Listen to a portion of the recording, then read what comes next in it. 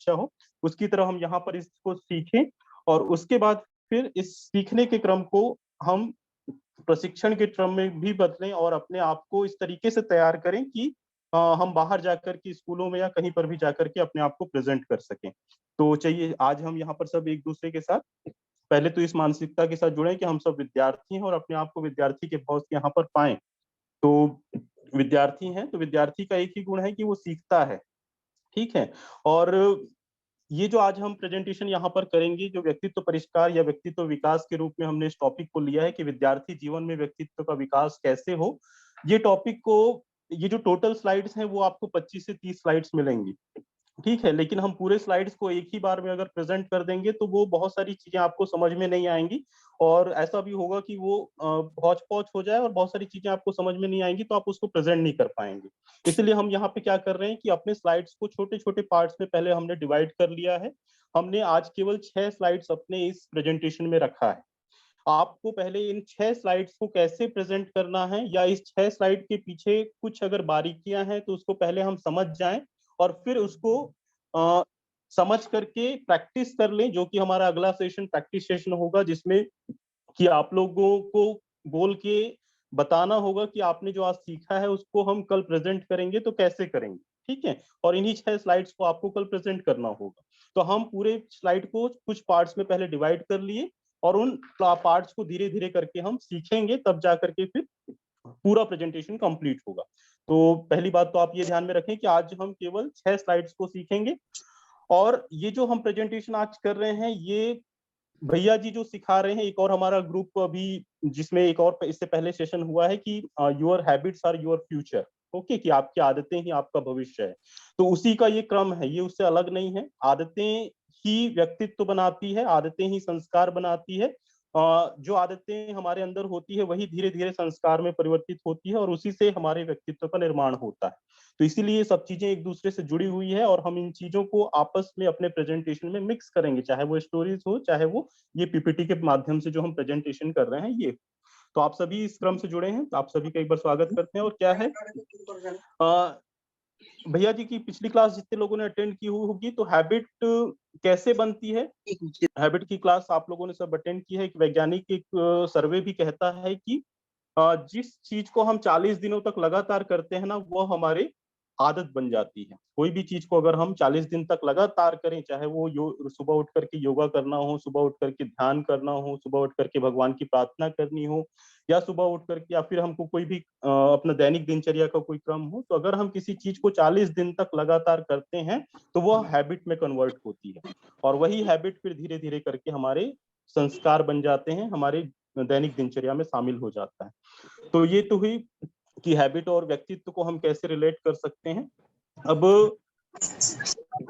आज की इस प्रेजेंटेशन की बात करते हैं हम कि आज हम सीखने वाले हैं कि व्यक्तित्व परिष्कार क्या है या व्यक्तित्व विकास क्या है। व्यक्तित्व विकास बच्चों के लिए क्यों जरूरी है और बच्चों के लिए ही हम ये व्यक्तित्व परिष्कार की कार्यशाला क्यों कर रहे हैं। तो ये कुछ पॉइंट्स है जो आज हम इस टॉपिक को, जो आज हम इसके प्रेजेंटेशन में कवर करेंगे। तो सबसे पहले क्या कि व्यक्तित्व परिष्कार होता क्या है और इसमें हम पहले समझें तो विकास क्या है, परिष्कार क्या है। इसके पहले मैं आपको एक एग्जांपल देता हूं। जो जब कभी भी हम स्कूल जाते हैं तो बच्चों के बीच में अगर हम कुछ एक्सपेरिमेंट्स कर दें या बच्चों से हम कुछ बच्चों का इन्वॉल्वमेंट अपने प्रेजेंटेशन में कर लें तो वो बच्चे सजग हो जाते हैं आगे की चीजों को सीखने के लिए। तो ऐसे ही कुछ आप अपने हिसाब से अपने मन से भी कुछ चीजें इसमें जोड़ सकते हैं। जैसे कि मैं जनरली जब जाता हूँ स्कूलों में तो सबसे पहले ये एक्सपेरिमेंट करता हूँ कि बच्चों को पूछता हूँ कि आप सभी के पास में पेंसिल होगी, ठीक है। तो आप लोगों को पेंसिल का उपयोग पता है, पेंसिल को हम किस लिए उपयोग करते हैं। तो सभी बच्चे बताते हैं कि हाँ, पेंसिल को हम लिखने के लिए उपयोग करते हैं, ठीक है। तो पेंसिल का उपयोग लिखने के लिए होता है, सभी को पता है। अब मैं किसी एक बच्चे को सामने बुलाता हूँ, कोई एक बच्चा सामने आता है और वो जब पहले किसी भी बच्चे को हम बुलाते हैं वॉलंटियरली कि कोई भी बच्चा सामने आ जाए तो सबसे पहले अगर कोई आता है अपने हाथ खड़ा करके तो आप उसके लिए तालियां बजा दीजिए, क्योंकि तालियां बजाना भी एक कार्य आपके एक प्रेजेंटेशन का पार्ट होना चाहिए। जब जब बीच बीच में तालियां बजती है वैसे वैसे बच्चों का मन में उत्साह होता है और आपके अंदर भी एक उत्साह आता है कि हम अपने प्रेजेंटेशन को और अच्छा बच्चों के सामने प्रस्तुत कर सकें। ठीक है, तो कोई भी अगर बच्चा सामने आ रहा है तो आप उसके लिए एक बार तालियां बजवा दीजिए। और जब बच्चा आए सामने तो हम उसको पूछें कि बेटा तुम बताओ कि पेंसिल का उपयोग क्या है, तो वो बताता है कि पेंसिल लिखने के लिए उपयोग होती है। चलिए ठीक है, तुमको सबसे अच्छी पेंसिल कौन सी लगती है, तो वो पेंसिल के कुछ नाम बताता है जो उसको पसंद हो, चाहे वो अप्सरा की पेंसिल हो, चाहे वो नटराज की पेंसिल हो, चाहे डोम्स की हो, चाहे आज जो सबसे बेस्ट कंपनी है युवा की हो। ओके, तो हम उसको, अब मैं पेंसिल लेके कुछ जाता हूँ और एक पेंसिल उसको देता हूँ कि बेटा ये सबसे अच्छी कंपनी की पेंसिल मैं तुमको दे रहा हूँ। तो बच्चा बोलता है कि हाँ ये पेंसिल तो बहुत अच्छी है, कलरफुल भी पेंसिल होती है, बहुत सुंदर कलर की पेंसिल मैं उसको हाथ में देता हूँ और बोलता हूँ, और उसके बाद फिर उसको लिखने के लिए जो चीज चाहिए होता है कागज, वो भी उसको साथ में देता हूँ। और मैं कहता हूँ कि आप इस पेंसिल का जो उपयोग जो आप जानते हो वो इसमें करके दिखाइए। तो वो बच्चा बोलता है, सीधी सी बात है, बोलेगा, आप भी बोलेंगे कि क्या क्या आपका क्या आंसर होगा, कोई भी एक आंसर दीजिए भला। कि वो बच्चे, जब मैंने पूछा उस बच्चे से कि इसका उपयोग करके दिखाइए, तो क्या बोलेगा? शॉपिंग, जी। शार्प करना है उसको। हाँ जी, बिल्कुल सही, बहुत बढ़िया। तो जब ये आंसर मिले ना तो इसके लिए भी तालियां बजवा दीजिए। तो क्या है कि जब वो बच्चा जैसे ही बोले कि बेटा ये कि सर मुझे पहले तो इसको शार्प करना पड़ेगा, छिलना पड़ेगा, तो दैट इज द रिफाइनमेंट, कि वो बच्चा भी बोल रहा है कि अगर मुझे इस पेंसिल को उपयोगी बनाना है तो पहले मुझे इसको शार्प करना पड़ेगा, इसको छिलना पड़ेगा। तो वो जानता है कि इसको, इस निर्जीव वस्तु को भी अगर मुझे उपयोगी बनाना है तो पहले मुझे इसको शार्प करना पड़ रहा है, छीलना पड़ रहा है। और छीलना मतलब क्या, कि हम इसको शार्पनर से कष्ट दे रहे हैं इसको छीलने के लिए। तो ये होता है परिष्कार की प्रक्रिया, कि आपको अगर कोई भी चीज को उपयोगी बनाना है तो पहले उसको एक निर्माण की प्रक्रिया से, पहले उसको एक विकास की प्रक्रिया से, या पहले उसको एक परिष्कार की प्रक्रिया से गुजारना पड़ता है, जिसको हम रिफाइनमेंट बोलते हैं, जिसको हम डेवलपमेंट बोलते हैं, जिसको हम निर्माण बोलते हैं, है ना। तो ये है वो परिष्कार, कि हमको अगर पेंसिल को भी उपयोगी बनाना था तो हमको क्या करना पड़ा, पहले से छिलना पड़ा। वैसे ही आपको यहाँ पे एक मूर्ति में दिख रहा है कि एक मूर्तिकार जो है वो क्या कर रहा है, वो छीनी और हथौड़ी लेकर के अपने आप को कष्ट दे रहा है, क्योंकि जब हम छीनी से हथौड़ी से अपने आप को मारेंगे तो कष्ट होगा ना। तो वैसा ही एक पत्थर है, पत्थर जो है अपने आप को अगर मूर्ति बनाना चाहता है, सुंदर मूर्ति बनाना चाहता है, तो उसको क्या करना पड़ रहा है, छीनी और हथौड़ी से अपने आप को कष्ट देना पड़ रहा है। तो क्या है विकास, क्या है परिष्कार, कि हमको भी अगर अपने आप को उपयोगी बनाना है, अपने आप अपने हमको एक सुंदर जीवन मिला है जीने के लिए, और इस जीवन को अगर हमको अ, आदर्श के रूप में प्रस्तुत करना है, एक अच्छा इंसान बनाना है, चाहे आप अगर अभी छोटे बच्चे हो तो अगर आपको अ, अच्छे अंक लाने हैं, अगर आपको एक आपने जो सोचा है कि मुझे ये बनना है, उस जगह तक पहुंचना है, तो आपको ये मूर्ति बनने की प्रक्रिया से गुजरना पड़ता है, जो क्या है, परिष्कार है, जिसे हम निर्माण बोलते हैं। तो ये तो हुई निर्माण की बात।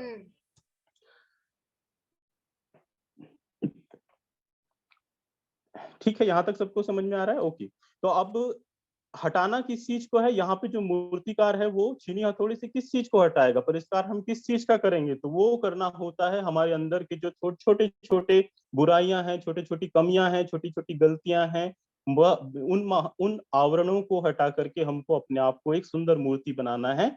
उस चीज को हम कहते हैं निर्माण, है ना। अब इस पेंसिल के एग्जाम्पल से ही हम समझने की कोशिश करते हैं कि विकास क्या है, निर्माण क्या है, परिष्कार क्या है। छोटा सा कंफ्यूजन हम सबको होता है कि यार पर्सनालिटी डेवलपमेंट की क्लास होती है, पर्सनालिटी रिफाइनमेंट की क्लास होती है, तो ये सब क्या है। तो ये पेंसिल के एग्जाम्पल से ही आप समझिए कि आप जब छोटे थे, नर्सरी क्लास में थे, तो आपको लिखने के लिए सबसे पहले कौन सी चीज पकड़ाई जाती है? आप सभी को पता है आंसर, है ना। हमको कौन सी चीज पकड़ाई जाती है लिखने के लिए? पेंसिल पकड़ाई जाती है।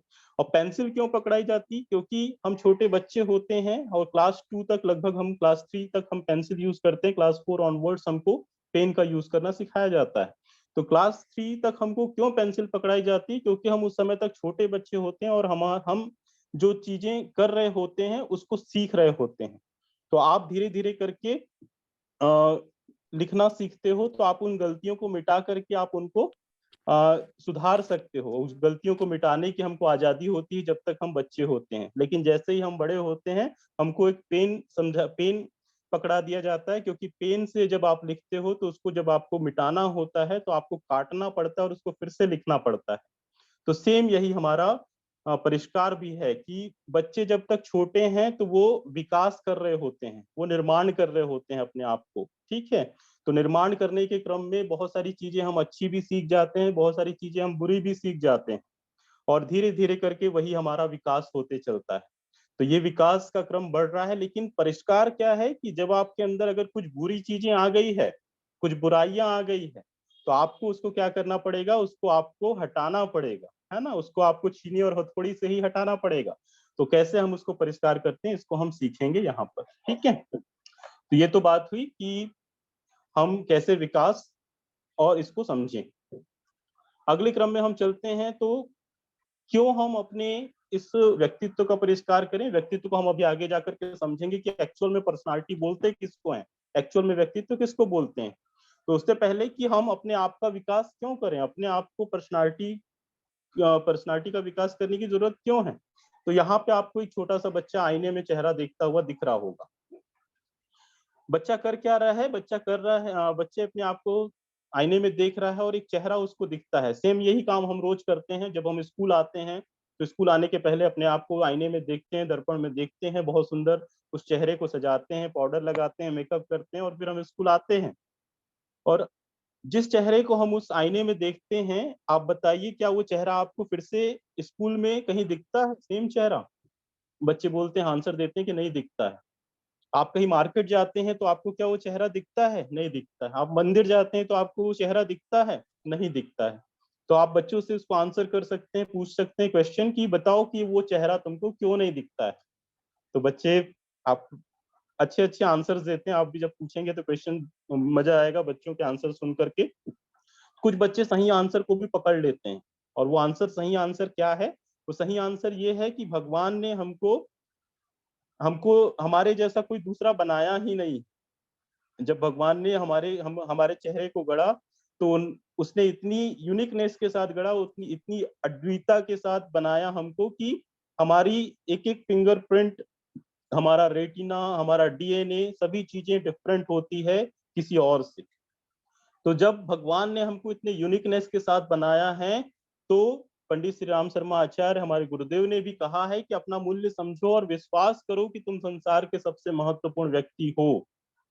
तो आप भी अपना मूल्य समझो कि आपको भी अगर ये जीवन मिला है, आपको ये चेहरा मिला है, आपको ये शरीर मिला है, तो एक यूनिकनेस के साथ मिला है, एक अद्विता के साथ मिला है और तुम्हारे जैसा कोई दूसरा नहीं।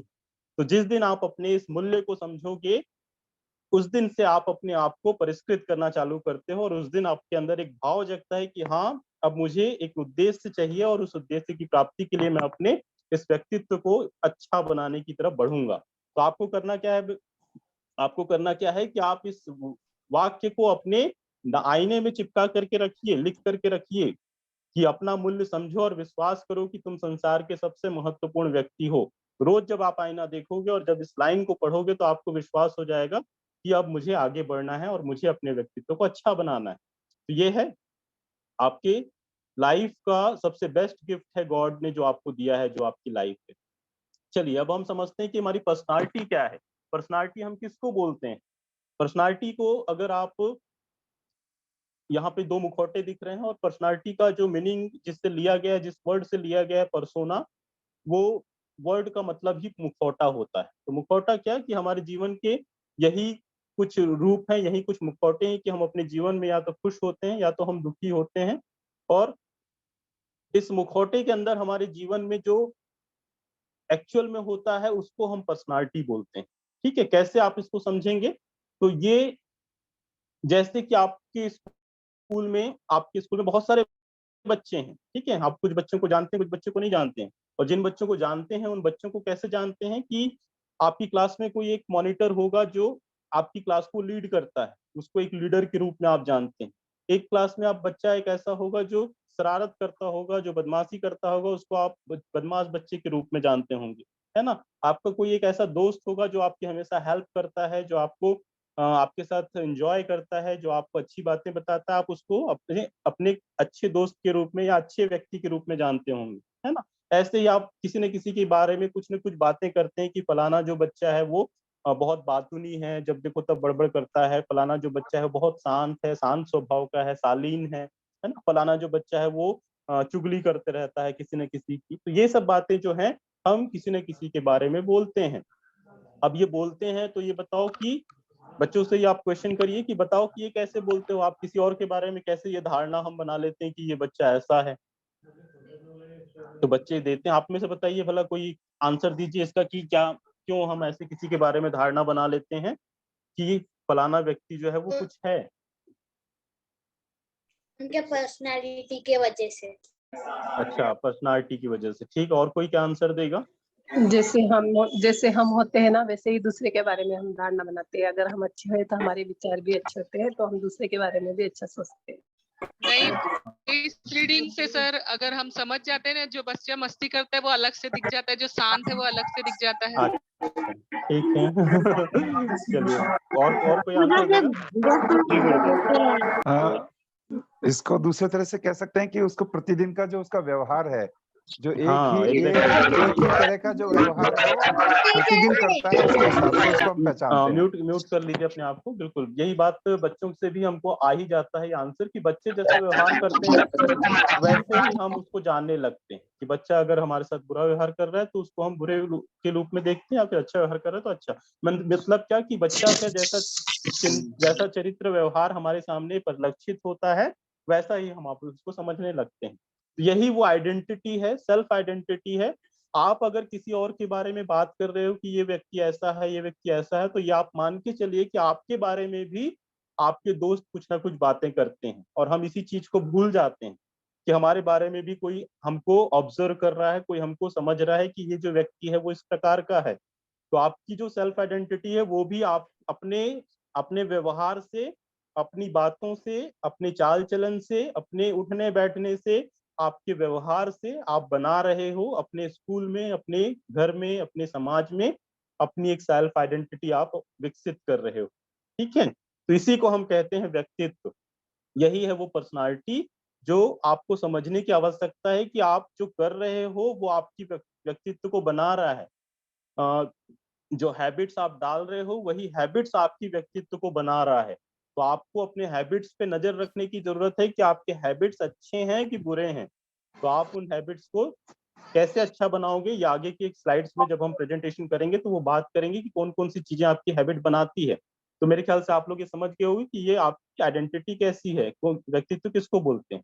अब ये आज का आखिरी स्लाइड है कि हम क्यों इस पर्सनालिटी रिफाइनमेंट कार्यक्रम को या इस पर्सनालिटी डेवलपमेंट प्रोग्राम को स्कूल में बच्चों के सामने कर रहे हैं या कॉलेज में कर रहे हैं। क्यों हम आप जैसे युवाओं के बीच में आकर के जो 15 से लेकर के 21 साल 22 साल के बीच के जो युवा हैं उनके बीच में हम ये क्यों प्रोग्राम कर रहे हैं। तो इस चीज को समझाने के लिए पहले तो ये जो स्वामी विवेकानंद जी ने बहुत अच्छी लाइन कही है उसको आप समझाइए कि every soul is potentially divine and manifestation of divinity is the ultimate aim of this personality refinement programme. Swami Vivekananda ji ने ये बातें एजुकेशन के लिए कही है कि एजुकेशन का जो मुख्य उद्देश्य है वो ये है कि हम सबको भगवान ने एक दिव्य आत्मा के साथ भेजा है। जब एक बच्चा जन्म लेता है तो उसके अंदर कोई बुराई और कोई अच्छाई नहीं होती, वो दिव्य होता है, वो न्यूट्रल होता है। उसके अंदर जो चीजें आती है वो धीरे धीरे करके सीखते सीखते आती है, उसके आसपास के परिवेश से आती है, उसके आसपास जो उसका घर का माहौल है उससे आता है। जब वो थोड़ा सा और बड़ा होता है तो उसके आसपास की संगति से आता है कि उसके दोस्त कैसे हैं, वो किस प्रकार के माहौल में बड़ा हो रहा है। तो ये every soul is potentially divine, हम सब जो है एक दिव्य आत्मा है और इसी दिव्य आत्मा को और इस दिव्य आत्मा की दिव्यता को बनाए रखने के लिए इस कार्यक्रम को चलाया जाना बहुत जरूरी है। और बच्चों अगर ये समझना है कि हम आपके बीच में क्यों आए हैं इस समय, जब आप इस स्कूल में पढ़ रहे हो, जब आप 9वीं 10वीं या 8वीं 9वीं 5वीं से लेकर 10वीं के बीच के स्टूडेंट्स हो, तो हम आपके बीच में क्यों आए हैं इसको आप ऐसे समझिए।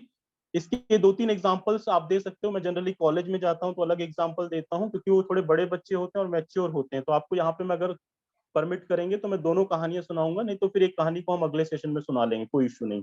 पहले एक एग्जांपल के थ्रू हम उनको समझा सकते हैं। क्या एग्जांपल है कि आप सबको पता है कि खीर बनता कैसे है ना, आप सबने खीर खाई है। सब बच्चे उत्साह से बोलते हैं कि हाँ हमने खीर खाई है। तो आपने खीर खाई है तो बताओ खीर बनाने के लिए क्या क्या लगता है। तो बच्चे बिल्कुल बताते हैं कि खीर बनाने के लिए क्या लगता है, तो हमको दूध लगता है, चावल लगता है, शक्कर लगता है, उसको अच्छे से अगर फ्राई करना है काजू किशमिश को तो हमको घी लगता है, ठीक है उसको। और उसमें स्वाद अगर उसको स्वादिष्ट बनाना है उसको पूछोगे तो वो बताते हैं कि हाँ हमको इसके लिए फिर काजू लगेगा, किशमिश डलता है, जिसमें चिरौंजी डलती है, मखाना डलता है, जिससे इसका टेस्ट और बढ़ जाता है। ठीक है, आपने खीर बनाई। अब इस खीर को आपने बहुत अच्छा बनाने का प्रयास किया, लेकिन इस खीर में अगर शक्कर की जगह नमक डल गया तो बताइए खीर खाने लायक होगी क्या? बच्चे बोलते हैं नहीं होगी, ठीक है। और अगर इस खीर में कोई चीज कम पड़ गई, अगर आपकी खीर में दूध कम पड़ गया, अगर आपकी खीर में शक्कर कम पड़ गई, अगर आपकी खीर में चावल या हाँ खीर कम पड़ शक्कर कम पड़ गई तो उसका स्वाद भी आपको फीका लगेगा, है ना। तो ये खीर और कुछ नहीं है, ये हमारा व्यक्तित्व है। आप अपने व्यक्तित्व को इस खीर की तरह मानिए और आपको इस खीर को कितना स्वादिष्ट बनाना है ये आपके ऊपर है। अगर आप इस खीर में नमक डालेंगे, दुर्गुणों से अगर इसको भर के रखेंगे तो ये किसी के लिए काम की नहीं है, ना आपके काम की है ना समाज के काम की है। और अगर इसी खीर को आप स्वादिष्ट बनाते हो, पहले आप इसको परफेक्शन के साथ जो चीजें चाहिए, दूध चाहिए, शक्कर चाहिए, चावल चाहिए, उसको आपने डाला और फिर इसको स्वादिष्ट बनाने के लिए उसमें और सद्गुणों का विकास किया, है ना। तो ये खीर जो है वो सभी के खाने के लिए रहेगी और सभी के काम आएगी और सभी को स्वाद भी देगी। तो ये वो खीर है। और एक खीर आप हो जब आप इस स्टूडेंट की एज में हो, लेकिन अगर यही स्टूडेंट की एज निकल जाए, जब आपकी खीर पक जाए, जब आप 15 साल 18 साल के हो जाओगे और उस समय आपकी खीर पक गई होगी, तो इस खीर को आप फिर से पका नहीं पाओगे। उस समय अगर हम इस पर्सनालिटी रिफाइनमेंट प्रोग्राम की बात करें, इस कार्यक्रम की बात करें और आपको समझाने की बात करें, तो उस समय आपको समझने से भी कोई फायदा नहीं, क्योंकि आपकी खीर पक चुकी होती है। तब आपको फिर अपने आप को और चेंज करने के लिए बहुत ज्यादा मेहनत करनी पड़ेगी।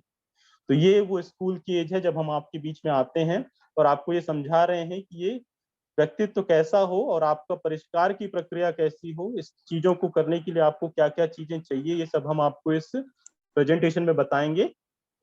तो आपके लिए यह लाभदायक है इस एज में जब आप यहाँ पर पढ़ रहे हो। तो ये हुई आज की कार्यशाला, जिसमें हम लोगों ने किस किस बारे में बात करी। तो हम लोगों ने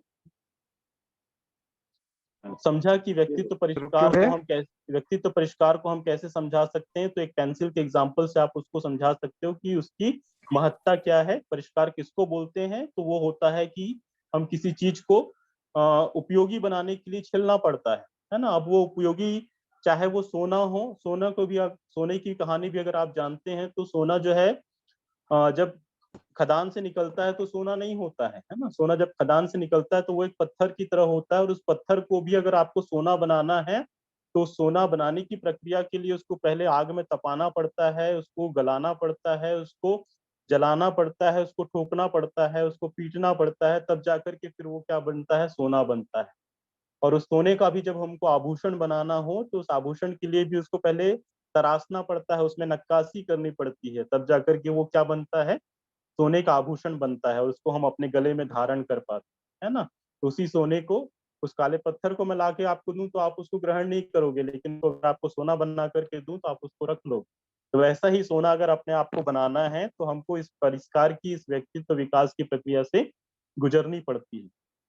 और वही ये सब हम निर्जीव वस्तुओं का एग्जाम्पल दे रहे हैं, जबकि हमको मिला जो है वो सजीवन है, हम सजीव हैं, तो इसलिए हमको इस चीज को ध्यान रखना है।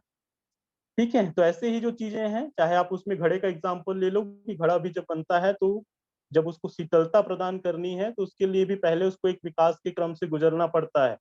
पहले इसको जो कुम्हार है वो मिट्टी को खूंदता है, पैरों के नीचे दबाता है, उसको चाक पे घुमाता है, थपथपाता है, मारता है और उसको एक शेप देता है घड़े का। और जब वो घड़ा शेप ले लेता है उसके बाद भी उसको आग में तपाता है और उसको कई दिनों तक उसको सुखाना पड़ता है, तब जाकर के वो शीतलता प्रदान करने लायक घड़ा बनता है ना। तो ऐसा ही हमारा व्यक्तित्व भी है। अगर आपको शीतलता प्रदान करनी है अपने व्यक्तित्व से तो अपने घड़े को मजबूत बनाना पड़ेगा, अपने घड़े को इस प्रक्रिया से, इस निर्माण की प्रक्रिया से गुजारना पड़ेगा। तो और पर्सनालिटी क्या है, तो वो आपकी सेल्फ आइडेंटिटी है।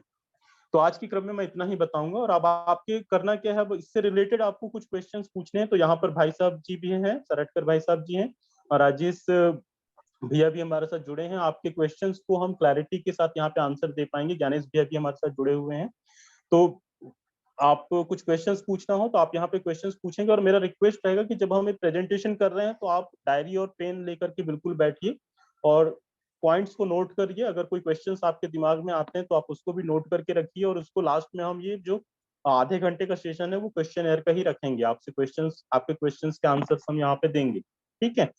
और दूसरी हाँ। चीज ये कि यहाँ पे ग्रुप हमने बनाए हैं। एक ग्रुप ऑलरेडी भैया जी का बना हुआ है जिसमें योर हैबिट्स और योर फ्यूचर के नाम से एक ग्रुप बना है, जिसमें उसमें जो एक्सपर्ट होना चाहते हैं उन टॉपिक में, कहानियां सुनाने में, वो उसमें अपना प्रेजेंटेशन दे भी रहे हैं और बहुत अच्छा हमको लग रहा है कि वो उसमें परफेक्शन भी हासिल करते जा रहे हैं। तो वो एक काम चालू हो गया है। अब एक जो ग्रुप इसका बनेगा जिसमें हम पर्सनालिटी डेवलपमेंट फॉर स्टूडेंट्स के नाम से ये ग्रुप होगा।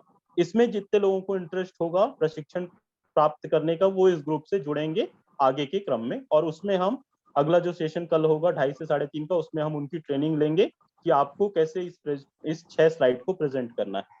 तो मेरी तरफ से बस इतना ही। आप सभी को बहुत बहुत धन्यवाद। आप लोगों ने बहुत ध्यान से सुना और मेरे इस प्रेजेंटेशन को सफल बनाया। आप सभी को बहुत बहुत धन्यवाद। भैया प्रश्न के लिए मैं ये कहूंगी कि हैंड रेस करेंगे तो ज्यादा ठीक रहेगा। जी ठीक। हैंड रेस करें आप तो फिर हाँ हाँ, जो पहले हैंड रेस प्रेजेंटेशन करेंगे उनको पहले प्रश्न आ जाएगा। स्लाइड को नहीं हटाना दीदी, स्लाइड को हटा दो। हटा दीजिए स्लाइड को। हटा दूं? ठीक।